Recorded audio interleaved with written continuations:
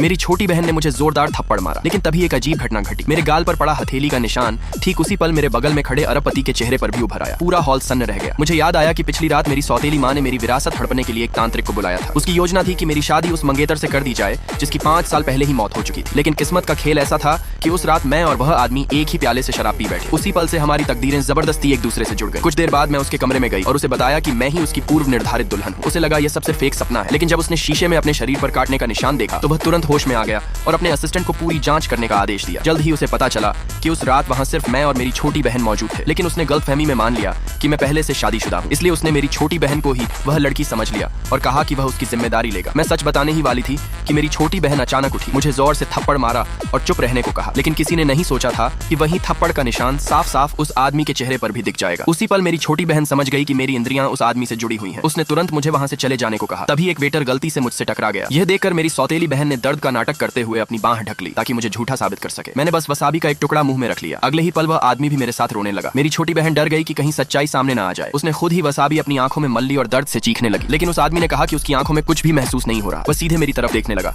और मुझसे पूछा कि क्या सच में मैं ही उसकी सच्ची मोहब्बत हूँ। मैंने होठों के कोने पर हल्की सी मुस्कान ला दी। आखिरकार मेरी छोटी बहन ने न सिर्फ अपना कथित पति खो दिया बल्कि अपनी आंखों को भी नुकसान पहुंचा।